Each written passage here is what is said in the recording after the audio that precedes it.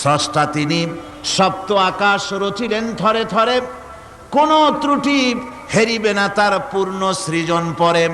চাহো তুমি তার সৃষ্টি পানে, দেখো কিছু ভুল চোখ, ফেরাও তোমার নয়ন খানি, ফেরাও তোমার মুখ। অক্ষমহীন দৃষ্টি তোমার সৃষ্টিতে পাবে ফাঁকি, ফিরাও তোমার নয়ন খানি, ফিরাও কাঙ্গালাখি।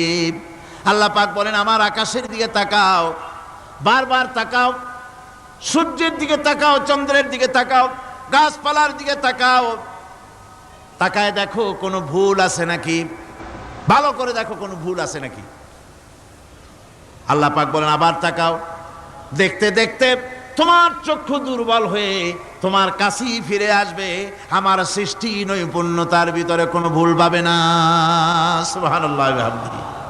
একজন দরবেশ সাহেব তিনি একবার এই সূরার পড়তেছিলেন, মুখস্থ তেলাওয়াত করতেছিলেন, একটা গাছের তলায় বসে, একটা বট গাছের তলায় বসে এটা তেলাওয়াত করতেছিলেন।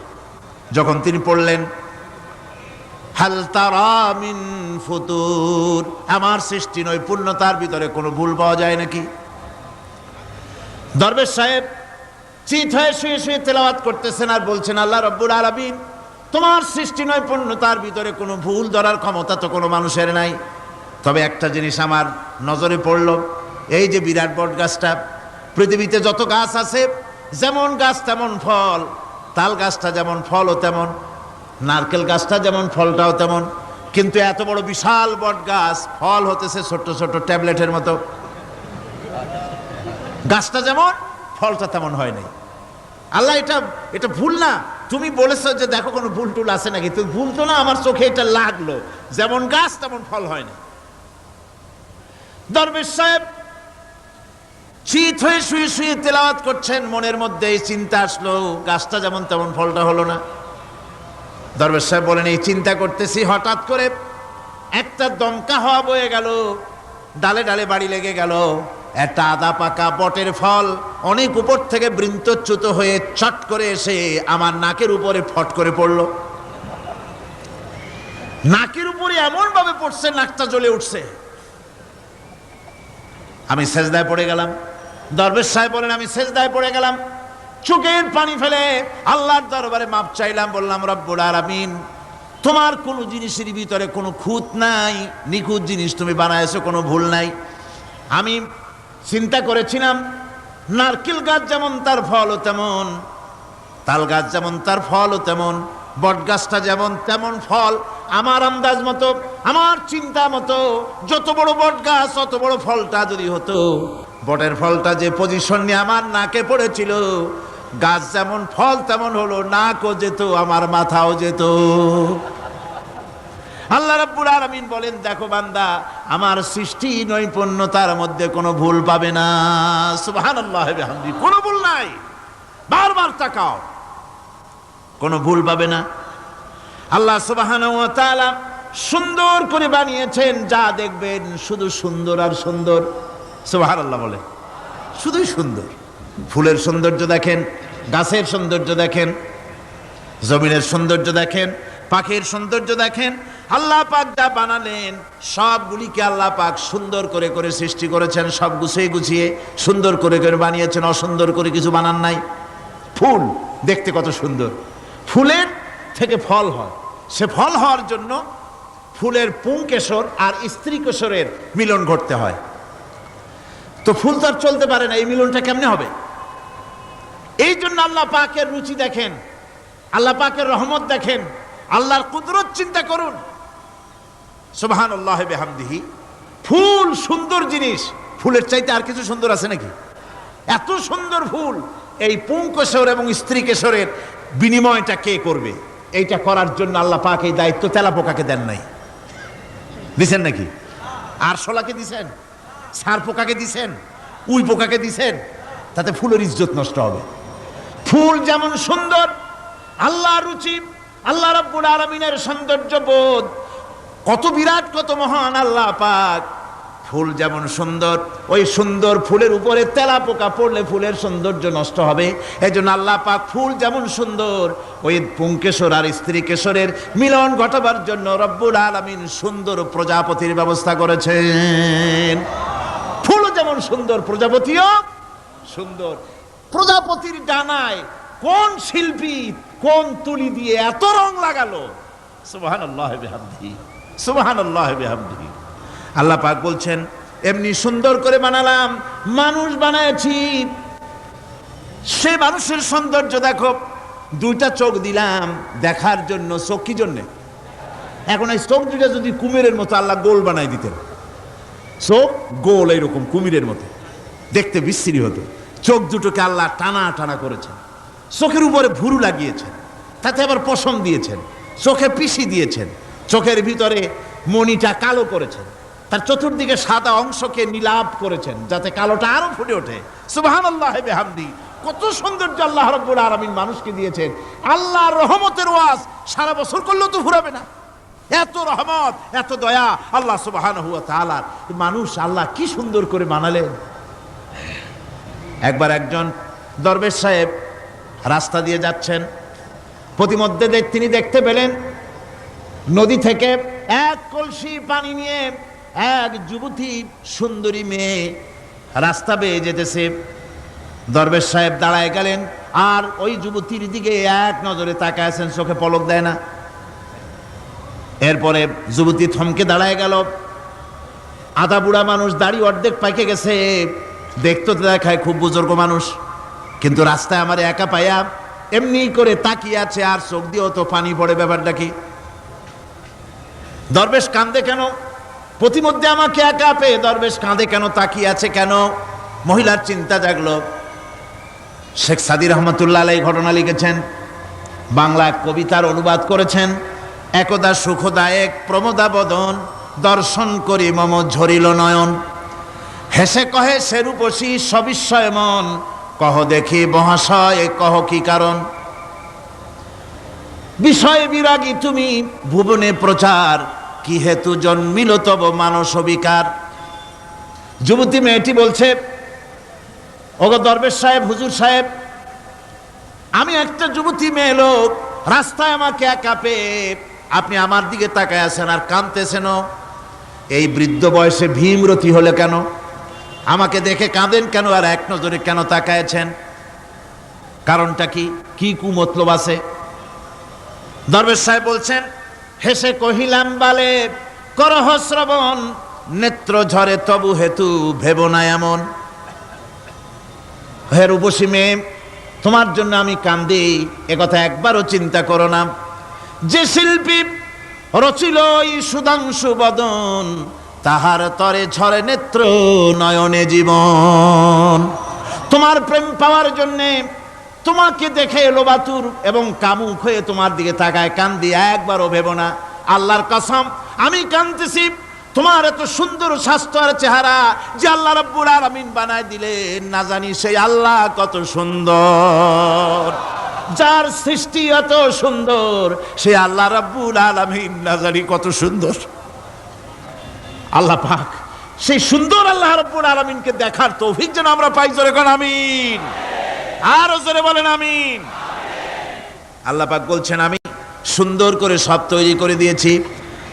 বুঝবে তারা যারা চিন্তাশীল, যারা গবেষণা করে। ইন্না ফি খালকিস সামাওয়াতি ওয়াল আরদি ওয়া ইখতিলাফিল লাইলি ওয়ান নাহার লাআয়াতিন লিউলিল আলবাব। নিশ্চয়ই যারা নাকি জ্ঞানবান, তারা রাত এবং দিনের পরিবর্তন, আকাশ এবং জমিনের সৃষ্টি ইত্যাদির ব্যাপারে, এই সৃষ্টি নৈপুণ্যতার ব্যাপারে তারা চিন্তা করে, গবেষণা করে। রাত এবং দিনের পার্থক্য মানুষের জীবনকে জীবন পদ্ধতিকে দুই ভাগে বিভক্ত করেছে, রাত এবং দিন। দেখেন আল্লাহর রহমত এবং কুদরত সব জায়গায়। রাত এবং দিন মানুষের জীবন চলার পথকে, জীবন পদ্ধতিকে কয় ভাগে ভাগ করেছে? দুই ভাগ। আল্লাহ পাক বলেন, ওয়াজআলনাল লাইলা লিবাসান ওয়াজআলনান নাহারা মাআশা। আমি রাতকে করেছি শান্তির বাহন, রাতকে করেছি আচ্ছাদন, শান্তির বাহন, আর দিনকে করেছি রোজগার করার জন্য। দিনের বেলায় রোজগার করবে, কামাই রুজি করবে, কল কারখানায় যাবে, খেতে খামারে যাবে, অফিস আদালতে যাবে, কাজ কাম করবে। এ কাজ করে করে শরীরের ভিতরে ক্লান্তি আসে, অবসাদ এসে যায়। আল্লাহ রাব্বুল আলামিন বলেন আমি আবার রাত বানালাম। ওই রাতের বেলায় মানুষ যখন ঘুমায় যায়, এই ঘুম তার সমস্ত অবসাদ আর ক্লান্তি দূর করে দিয়ে সকাল বেলায় আবার তাজা মানুষ করে সমস্ত একেবারে পরিপূর্ণ কর্মক্ষম একজন মানুষে তাকে পরিণত করে দেয়। রাতটাকে আচ্ছাদন করে দিয়েছি, দিনের কোলাহল মুক্ত রাত। সূর্যের আলোর ঝলকানি, তীব্র আলো নাই, চিৎকার নাই, আওয়াজ নাই। রাতের একটি অন্ধকার চাদর পরিয়ে দিলাম এই পৃথিবীর উপরে। রাতের একটি অন্ধকার চাদর পৃথিবীর উপরে পরিয়ে দিলাম। কোলাহল মুক্ত পৃথিবী এখন, সূর্যের তীব্র আলো আর নাই। এখন আরামে তুমি ঘুমিয়ে যাও, ঘুমাও, আবার সকালবেলা উঠে তুমি কাজ করবে। আল্লাহ পাক বলেন আমি এভাবে ومن رحمته جعل لكم الليل والنهار لتسكنوا فيه ولتبتغوا من فضله। আল্লাহর রহমতের ভিতরে এটাও রহমত, আল্লাহর করুণা, আল্লাহর দয়া যে তিনি দিনকে করেছেন রুজি কামার জন্য, রাতকে করেছেন তিনি তোমাদের জন্য ঘুমাবার জন্য, বিশ্রামের জন্য। এই ব্যবস্থা আল্লাহ রাব্বুল আলামিন করেছেন, যিনি তোমাদেরকে দুপুর বেলায় বিকেল বেলায়ও তোমাদেরকে অবসাদ গ্রহণের জন্য, আরামের জন্য দুপুর এবং বিকাল, সকাল ইত্যাদি তৈরি করেছেন। কোরআন শরীফের ভিতরে আল্লাহ পাক এই সমস্ত কথাগুলি ব্যাখ্যা সহকারে বলে দিচ্ছেন যে আমার রহমত ওয়াসিআত রাহমাতি কুল্লে সেই সমস্ত জিনিসে চতুর্দিকে তুমি যেখানে আছো তার চতুর্দিক আকাশ এবং জমিন আমার রহমত তোমাকে ঘিরে রেখেছে। এ কোরআন নাজিল করেছেন সেই আল্লাহ, সেই রহমান যার দয়া সর্বত্র ছড়িয়ে আছে। আল্লাহ পাক বলছেন এরপরে তোমাকে সৃষ্টি করলাম, জমিন সৃষ্টি করলাম খাবারের জন্য। আমার রহমতের বিষয়টা দেখো, আমি এমন দয়াবান, এমন মেহেরবান। এবার তোমার খাবারের জরুরত হলো তুমি কি খাবে, সেজন্য এই জমিনে ফসলের ব্যবস্থা আমি আল্লাহ করেছি। জোরে বলেন সুবহানাল্লাহ। জমিন শুকায় গেছে, বৈশাখ মাসের জ্যৈষ্ঠ মাসের প্রচন্ড রৌদ্রের তাপে জমিন শুকায় গেছে। এই জমিনে তুমি ফসল ফলাবে কি করে যদি না পানি দিয়ে জমিনটারে ভিজায় দেই? আল্লাহ বলেন জমিন ভিজাবার দায়িত্ব আমি নিলাম। আল্লাহুল্লাযী আরসালার রিয়াহা ফাতুসিরু সাহাবা। সমুদ্রের পানি, লবণাক্ত পানিগুলি বাষ্পীয় আকারে উত্থিত হয়ে যায়, মেঘমালায় পরিণত হয়ে যায়। বাতাসকে বলি এই মেঘকে টেনে নিয়ে যাও অমুক জায়গার উপরে। মেঘ চলে এলো। আল্লাহ বলেন ফাসুকনাহু ইলা বালাদিম মাইয়িতিন ফাআহইয়ানা বিহিল আরদা বাদা মাউতিহা কাযালিকান নুশুর। আল্লাহ পাক বলছেন বৃষ্টির পানি পড়লো, মরা জমিন জিন্দা হয়ে গেল। এই মরা জমিন জিন্দা হলো। এরপরে তুমি বীজ বপন করলে, ধান বপন করলে, গম বপন করলে, মাটির খাসলাত হলো সব পচায় দেওয়া। মাটির খাসলাত কি কথা বোঝেন না? মাটির ধর্মটা কি? পচায় দেওয়া। যা রাখেন পচে যাবে, লোহা রাখেন জং ধরে যাবে, পাথর রাখেন আস্তে আস্তে, এ ধরনের যেসব জিনিস রাখেন আস্তে আস্তে করে ধ্বংস হয়ে যাবে, পচে যাবে। ওই মাটির ভিতরে ধান এবং গম আপনার ফসল, আপনার খাদ্য, আপনার রিজেককে আমানত করে দিলেন। আল্লাহ পাক ওটাকে হেফাজত করলেন। এরপরে ওর ভিতর থেকে পাতা অঙ্কুরিত হয়ে বেরিয়ে এলো। এখন কেউ যদি বলে আল্লাহ যদি পানি না দেন, আল্লাহ যদি বৃষ্টিটা না দেন, তাহলে আমার অসুবিধাটা কি? আল্লাহ বলেন দেখো বৃষ্টিটা তো আমি দিলাম। বৃষ্টিটা কে দিলেন? আল্লাহ পাক বলেন আফারাআইতুমুল মাআল্লাযী তাশরাবুন আআনতুম আনজালতুমুহু মিনাল মুজনি আম নাহনুল মুনজিলুন। তোমরা যে পানি পান করো, আকাশ থেকে এই পানিটা কে বর্ষণ করে? তুমি করো না আমি করি? কে করে জোরে কন? আল্লাহ পাক বলছেন আমি পানি বর্ষণ করি। সেই পানিটা এই যে বঙ্গোপসাগরের পানি, আপনাদের কর্ণফুলীর পানি, মিষ্টি না নোনা? কি পানি জোরে কন? এই নোনা পানি আকাশে উঠলো। আল্লাহ পাক বলেন ইচ্ছে যদি করতাম লাউ নাশাউ জাআলনাহু জাজান ফালাউলা তাশকুরুন। পানি উঠালাম, নোনা পানি, ইচ্ছে করলে লবণাক্ত অবস্থায় অবতীর্ণ করে দিতে পারতাম, জমিনের ফসল সব নষ্ট হয়ে যেত। কিন্তু আমি নোনা পানি উঠায়া ওই পানিগুলিকে মিষ্টি করে আমি নাজিল করে জোরে কান সুবহানাল্লাহ, মিষ্টি পানি অবতীর্ণ করে দিলাম। এখন মানুষ বলে আল্লাহ পানি না দিলে কি হইতো? আমাদের খাল আছে, বিল আছে, সাগর আছে, নদী আছে, পুকুর আছে, হাওড় আছে, টিউবওয়েল আছে, ডিপ টিউবওয়েল আছে, আল্লাহ বৃষ্টি না দিলে তো কি হয়ে গেল আমাদের? আল্লাহ পাক জবাব দিয়েছেন, কুল আরাআইতুম ইন আসবাহা মাউকুম গাওরান ফামান ইয়াতিকুম বিমাইন মাইন। বলো দেখি, সবে শুকাইয়া যদি যায় এই জমিনের পানি, তাহলে হেথায় তটডির ধারা কে দিবে সবারে আনি? টিউবওয়েলের পানি, পাতালের পানি, দরিয়ার পানি, সাগরের পানি, হাওড়ের পানি, বিলের পানি সব যদি আমি আল্লাহ শুকায় দেই, আমি আল্লাহ ছাড়া এমন কোন শক্তি আছে যে মরা গাঙ্গে নতুন করে পানির জোয়ার এনে দিতে পারে? আছে কেউ? কেউ নাই। আল্লাহ পাক বলেন, দেখুন আমার রহমত, এভাবে করে আমি পানি দিলাম, বৃষ্টি দিলাম, এবার গাছ উঠলো, বীজ বপন করছিল, গাছ উঠলো। আনতুম আনশাতুম শাজারাতাহা আম নাহনুল মুনশিউন। মাটি থেকে এই গাছকে কে উদ্গত করে দিল? হয় বেটা, কে দিল? তুমি দিছো না আমি দিয়েছি? কে দিয়েছে? জোরে কর, জোরে চিল্লা এখন, কে দিল? আল্লাহ পাক বলেন, গাছ উদ্গত করে দিলাম, গাছ এবার বড় হলো। এই গাছ আল্লাহ রাব্বুল আলামিন এই গাছ তৈরি করলেন। এই গাছ শুধু আপনার জ্বালানি দেয় না, গাছ শুধু ফল দেয় না, এই গাছ মানুষের জন্য, গাছ হচ্ছে বন্ধু। মানুষের জন্য গাছ কি? জোরে কোন কি? বন্ধু। সেই বন্ধুরে জন্মের কাটা কাটবেন নাকি? এই গাছ তৈরি হচ্ছে। গাছ বন্ধু কি করে? গাছ বন্ধু হচ্ছে আমরা যে শ্বাস প্রশ্বাস নেই, মুখের থেকে নাকের থেকে যে শ্বাসটা ফেলি, সেটা হচ্ছে আমরা গ্রহণ করি বাতাস থেকে অক্সিজেন, ছেড়ে দেয় কার্বন ডাই অক্সাইড। এটা হচ্ছে বিষ। এটা কি? আমরা নিলাম পরিশুদ্ধ অক্সিজেন, নিলাম, ছেড়ে দিলাম এটাকে বিষ করে, এই বিষটা ছড়িয়ে গেল। এখন এই বিষ যদি আল্লাহ পরিশুদ্ধ করার কোনো ফ্যাক্টরি না বানাতেন, তাহলে পৃথিবীর সমস্ত প্রাণী মরে যেত। সুবহানাল্লাহ কইতে ইচ্ছে করে না? আল্লাহ পাক কি ব্যবস্থাটা করলেন! কোন দুনিয়ার ফ্যাক্টরি নাই মানুষ যে বিষাক্ত করে দেয় আবহাওয়াকে, সেটাকে রিফাইন করার ব্যবস্থা মানুষের কাছে নাই। আল্লাহ ব্যবস্থা করেছেন কি? আল্লাহ পাক গাছ বানায় দিলেন। গাছের সবুজ শ্যামল রং, ঘাসের সবুজ শ্যামল রং, তার খাদ্য হতেছে আপনি যেটা ছেড়ে দেন, আপনার জন্য যেটা বিষ, সেটা হচ্ছে তার জন্য খাদ্য। কার্বন ডাই অক্সাইড গাছ টেনে নেয়, সারা রাত টানতে থাকে অক্সিজেন থেকে, বাতাস থেকে সারা রাত টানতে থাকে। কার্বন ডাই অক্সাইড খাবার হিসাবে সে টেনে নেয়।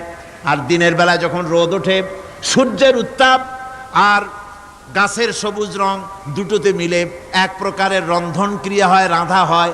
সেই রান্নার মাধ্যমে গাছের ভিতর থেকে গাছ আবার অক্সিজেন মানুষের জন্য, প্রাণীর জন্য ছেড়ে দেয়। সুবহানাল্লাহ। তো গাছ আপনার জন্য বন্ধু। একদিকে গাছ আপনার এই কাজ করলো, ফার্নিচার বানাইলো, ছায়া দিল, ফল দিল। আল্লাহ পাক বলেন, এই গাছগুলি কে তৈরি করলো? মিয়া তুমি করছো না আমি করছি? আমি আমার রহমত দিয়ে তোমারে গাছ বানাই দিলাম। এরপরে ফসল দিলাম, ফসল হলো, তোমার তরি তরকারি হলো, সব কিছু তোমার হয়ে গেল।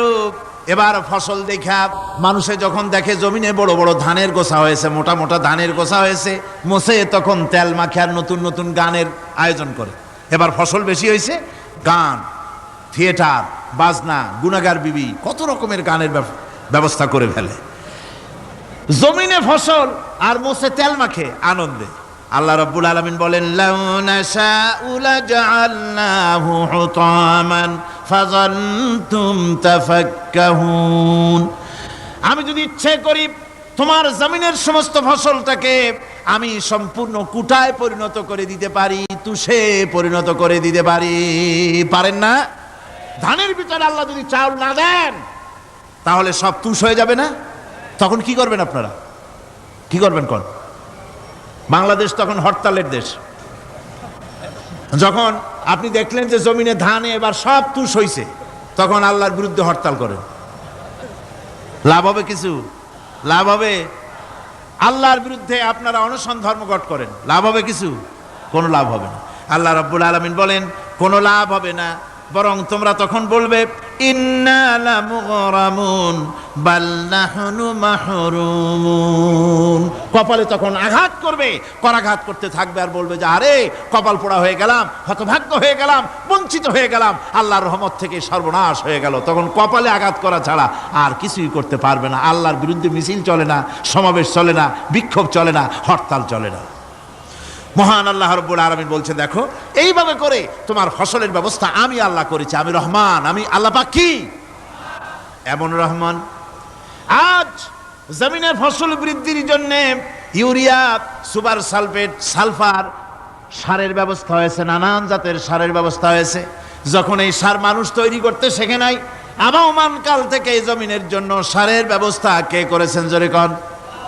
আল্লাহ পাক বলেন আমিন আয়াতিহি আইয়ুরিকুমুল বারকা খাউফান ওয়া তামাম। আমার অসংখ্য নিদর্শনাবলীর মধ্যে এটাও একটি নিদর্শন যে আকাশে বিদ্যুৎ চমকে মেঘের গর্জন হয়। এই যে বিদ্যুৎ চমকে গর্জন হয় এর মধ্যে রয়েছে মানুষের জন্য ভীতি এবং আশা। তারা ভয় পায় আর এর মধ্যে আশাও রয়েছে। আশাটা কি? আশা হচ্ছে এই যে বিদ্যুৎ যে বছর যত বেশি চমকায় মেঘে, সে বছর জমিনে ফসল তত বেশি বাড়ে। কৃষিবিদরা বলেছেন বিদ্যুৎ যত বেশি চমকায় জমিনের ফসল তত বেশি বাড়ে। সুবহানাল্লাহি ওয়া বিহামদিহি। এর একটা সিস্টেম আছে, সেই সিস্টেম অনুযায়ী আল্লাহ জমিনে ফসল বাড়ায় দিলেন। আল্লাহ ফসল দিলেন। এবার আপনার আল্লাহ পাক বলছেন দেখো ফসল দিলাম, ধান হলো, চাউল হলো, মাছ হলো, গোশ হলো, সব হয়ে গেছে, এখন তুমি খাবে। রান্না বান্না হয়ে গেল, রহমত আমার দেখো, আমার রহমতটা দেখো। এ কোরআন শিখাইছেন সেই আল্লাহ রাব্বুল আলামিন যার নাম রহমান। জোরে বলেন তার নাম কি? রহমান। চাউল হয়ে গেছে, চাউল তো শুধু ভর্তা বানায় খাওয়া যাবে না, ভাত হয়েছে, আটা দিয়া রুটি তৈরি হয়েছে, কি দিয়া খাবেন? আল্লাহ রাব্বুল আলামিন আপনার পুকুরের ভিতরে মাছ দিয়া দিলেন, জন্তু জানোয়ার দিলেন, চার পায়া জানোয়ারের গোশত হালাল করে দিলেন, পাখির মাংস আল্লাহ রাব্বুল আলামিন হালাল করে দিলেন। এখন মাছ হলো, গোশ হলো। মাছ আর গোশ সিদ্ধ করে খাওয়া যাবে? জোরে বলেন যাবে? যাবে না। তার গন্ধ নষ্ট করতে হবে আর সুঘ্রাণ সৃষ্টি করতে হবে। এই গন্ধ নষ্ট করে সুঘ্রাণ সৃষ্টি করার জন্য লবঙ্গ তৈরি করলেন কে? কথা কন না কেন? এলাচি কার? দারচিনি কার? লবণ কার? মরিচ কার? হলুদ কার? পিএস কার? সুবহানাল্লাহি ওয়া বিহামদিহি। এত নিয়ামত আল্লাহ রাব্বুল আলামিন বলেন ওয়া ইন তাউদ্দু নি'মাতাল্লাহি লা তুহসুহা। আমার নিয়ামত গণনা করে করে আমার নিয়ামত গুণে শেষ করতে পারবে না, এত নিয়ামত আমি দান করেছি। এরপরে তরি তরকারি হলো, মাছ গোশ খেতে খেতে অস্থির হয়ে যাবে, তারপরে তরি তরকারি দিলাম, শাক সবজি দিলাম, সব কিছু আমি আল্লাহ রাব্বুল আলামিন দিয়েছি। আমার নাম রহমান, তোমার সমস্ত প্রয়োজন আমি দিয়েছি, মিটাই দিয়েছি। এবার তরি তরকারি হলো আর মানুষ তরি তরকারি খাইলো, আল্লাহ শুকর আদায় করলো না। শুকর আদায় করে? করে না। এত সুন্দর মজার কদু, সেই কদু খায় আর কদু খাইয়া মোসে তাও মারে আর বলে স্বাদের লাউ বানাইলো বৈরাগী। আল্লাহ শুকর আদায় করে, আল্লাহর নিয়ামতের শুকরিয়া আদায় করে না। আমার ভাইয়েরা, আল্লাহ রাব্বুল আলামিন বলেন এই পৃথিবীর আমি রহমান, কোরআন আমি শিখাইছি আমি রহমান। এমন রহমান শুধু মানুষকে খাবার দেই না, এই পৃথিবীর সকল প্রাণীকে আমি খাবার দেই। জোরে কোন সুবহানাল্লাহ। সকল প্রাণীর খাবার কে দেন? ওয়ামা মিন দাব্বাতিন ফিল আরদি ইল্লা আলাল্লাহি রিজকুহা। এই পৃথিবীর বুকে এমন কোন বিচরণশীল জীব নাই যে জীবের রিজকের দায়িত্ব আমি আল্লাহ গ্রহণ করি নাই। সমস্ত রিজকের দায়িত্ব কে নিয়েছেন? চিল্লায় কোন? আল্লাহ সুবহানাহু ওয়া তাআলা। আচ্ছা আপনি কোন তো দেখি, একজন জমিদার, একজন বড় লোক, চৌধুরী, খুব বড় লোক, তার বাড়িতে 20 জন লোক গেছে রাতের বেলায়। রাতের বেলায় 20 জন লোক গিয়ে মেহমান হইল। মেহমান হইয়া তারা বলতেছে সাহেব আমরা তো মেহমান, আমি একজন এক এক রকমের খাবার চাইলো। একজনে বললো আমি হরিণ খাবো, আর একজনে কয় আমি মুরগি খাবো, আর একজনে বললো আমি খরগোশ খাবো, আর একজনে বললো আমি হাতি খাবো, আর একজনে বললো আমি ছাগল খাবো। 20 জন মানুষে 20 রকমের খাবার চাইলো। একজনে কয় বোয়াল মাছ খাবো, আর একজনে কয় রুই মাছ খাবো। 20 জনে 20 রকমের খাবার দাবি করলো। বলেন জমিদার তো বাড়ির ধারে, জমিদারের বাপ, সেও কি পারবে 20 জনকে 20 রকমের খাবার পরিবেশন করতে? কোনো প্রস্তুতি ছাড়া পারবে? পারবে না। কোনো প্রস্তুতি ছাড়া, কোনো প্রস্তুতি ছাড়া জমিদার হোক রাজা বাদশাহ হোক 20 জন মানুষের খাবার 20 রকমের দিতে পারে না। আর আল্লাহ এমন রহমান, এই পৃথিবীর লক্ষ কোটি কোটি জাতির প্রাণীকে কোটি কোটি রকমের খাবার আল্লাহ রাব্বুল আলামিন পরিবেশন করতেছেন। সাপের খাবার একরকম, ব্যাঙের খাবার আর এক রকম। ব্যাঙে যা খায় সাপে তা খায় না, সাপে যা খায় ব্যাঙে তা খায় না। হাতির খাবার, গন্ডারের খাবার, ভল্লুকের খাবার, বাঘের খাবার, সিংহের খাবার, মানুষের খাবার, ছাগলের খাবার, মুরগির খাবার, মশার খাবার, সারপোকার খাবার, সমস্ত খাবার ভিন্ন ভিন্ন। আবার সমস্ত খাবারের মজা আল্লাহ রাব্বুল আলামিন আলাদা আলাদা করে দিয়েছেন। এমন রহমান, আপনার পেট ভরবেন শুধু স্বাস্থ্য বানাবার জন্য, পেট ভরে খাওয়া দরকারটা ছিল। আল্লাহ পাক দেখলেন যে না, শুধু পেট ভরলে তো এরকম খাইতে চাইবে না, তাই আল্লাহ রাব্বুল আলামিন জিহ্বা দিয়ে দিলেন যাতে করে মজা লাগে আর খায়। সব রকমের মজা, এক এক গোশতে, এক এক মাছে, এক এক তরকারিতে এক এক রকম মজা না, সব রকম মজা, সব এক রকম মজা, ভিন্ন ভিন্ন রকমের মজা। আল্লাহ পাক বলেন আমি রহমান, দেখো আমি কিভাবে খাওয়াই। ওয়া কাইয়্যিম মিন দাব্বাতিন লা তাহমিলু রিজকুহা আল্লাহু ইয়ারযুকুহা ওয়া ইয়্যাকুম। এই পৃথিবীতে এমন অনেক বিচরণশীল জীব আছে, যে প্রাণীরা নিজের জন্য কোনো সঞ্চয় করে না, সঞ্চয় করে শুধুমাত্র পৃথিবীর মানুষ। আর পিঁপড়ায় কিছু সঞ্চয় করে। অন্যান্য বহু প্রাণী আছে যাদের কোনো সঞ্চয় নাই। কি বলেন, পাতিশিয়ালের কোনো ব্যাংকে অ্যাকাউন্ট আছে নাকি? না। শীতের মৌসুমে পাতিশিয়াল আইসা ব্যাংকের ম্যানেজারকে বলে না যে কয়েকটা মুরগি আনছি, আমার নামে একটা অ্যাকাউন্ট ওপেন করেন, বৃষ্টির সময় আমি যেন ওগুলো উঠাইয়া পাইকারি দরে খাইতে পারি। ওর কোনো খাবার নাই, সঞ্চয় নাই। এ ধরনের পাখির সঞ্চয় নাই, পশুর সঞ্চয় নাই। মহান আল্লাহ রাব্বুল আলামিন তিনি বলছেন, সকালবেলায় পাখি তার বাসা দিয়া ক্ষুধার্ত পেট নিয়ে পাখিগুলি উড়ে চলে যায়। সাপ তার গর্ত থেকে বের হয় খালি পেটে, পাতি শৃগল খাঁটি পেট নিয়ে গর্ত থেকে বেরিয়ে যায়। তিমির মতো অত বড় প্রকাণ্ড প্রাণী, হাতির মতো প্রকাণ্ড প্রাণী, গরিলা, শিম্পাঞ্জি, ওরাংওটাং, পিঁপড়া থেকে শুরু করে নিয়ে প্রকাণ্ড তিমি পর্যন্ত সমস্ত প্রাণীগুলি সকালবেলায় খালি পেটে বেরিয়ে যায়। সারাদিন ঘোরাঘুরির পর আল্লাহ সুবহানাহু ওয়া তাআলা বলেন, সন্ধ্যাবেলায় সমস্ত প্রাণীর পেটগুলি ভরে আমি আল্লাহ তাদের বাসায় ফিরাইয়া দেই। আমি রহমান, এভাবে করি আমি আল্লাহ রাব্বুল আলামিন খাবারের বন্দোবস্ত করি, পড়ার বন্দোবস্ত করি, থাকার ব্যবস্থা করি। ইয়া আইয়ুহান নাসু যুকুরু নি'মাতাল্লাহি আলাইকুম হাল মিন খালিকিন গায়রুল্লাহ ইয়ারযুকুকুম মিনাস সামাই ওয়াল আরদ। ও পৃথিবীর মানুষেরা, ওই আল্লাহর স্মরণ করো, আল্লাহর নিয়ামতের শুকরিয়া আদায় করো যে আল্লাহ তোমাকে আকাশ থেকে জমিন থেকে রিজিক দেন। ওই আল্লাহ ছাড়া আছে কি কেউ যে তোমাকে আকাশ থেকে রিজিক দেয়, জমিন থেকে রিজিক দেয়? লা ইলাহা ইল্লা হুয়া ফাআন্না তুফাকুন। ওই আল্লাহ ছাড়া কোনো ইলাহা নাই, কেন তোমরা বিভ্রান্ত হও? সেই আল্লাহর দিকে ফিরে আসো। আল্লাহ বলছেন, এভাবে আমি সমস্ত পৃথিবীর মানুষের রুজি রুটির বন্দোবস্ত করি, সমস্ত প্রাণীর রুজি রুটির ব্যবস্থা করি, আমি সেই রহমান। সুবহানাল্লাহ বিহামদি। ওয়া ইলাহুকুম ইলাহু ওয়াহিদ লা ইলাহা ইল্লা হুয়ার রহমানুর রহিম। এই হচ্ছেন তোমাদের আল্লাহ। সুবহানাল্লাহ। আল্লাহ বলছেন, ওয়া ইলাহুকুম ইলাহু ওয়াহিদ, তিনি হচ্ছেন এক আল্লাহ, এক ইলাহ, যিনি ছাড়া কোনো ইলাহ নাই। তিনি হচ্ছেন রহমান। তিনি কি? রহমান। তিনি হচ্ছেন রহিম।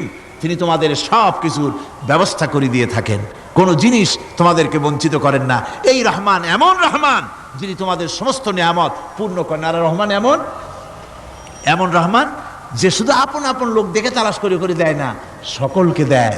যারা নামাজ পড়ে তাদের দালান কোটা বেশি হয়, যারা তাহাজ্জুদ পড়ে তাদের ব্যাংকে টাকার অভাব নাই, যারা হজ করে যাকাত দেয় তারা টাকার জ্বালায়, পয়সা কড়ির জ্বালায় অস্থির। এরকম নাকি? না, বরং নামাজ রোজা হজ যাকাত যারা করে বেশি খাঁটি মুসলমান, তাদের অভাব অভিযোগ আরো বেশি। যাদের কাছে নামাজ নাই, রোজা নাই, আল্লাহ পরকালের চিন্তা নাই, তাদের টাকা পয়সা, সোনা দানা, জায়গা জমিন, সৌন্দর্য, সুখ আর আরো অনেক বেশি, বরং এদের কম। আপন লোকের চাইতে শত্রুকে বরং আল্লাহ পাক বেশি দেন। আপন লোক মানে যারা দিনদার, ইমানদার, পরহেজগার, নামাজি, এরা বরং কম পায়, ওরা বরং বেশি পায়।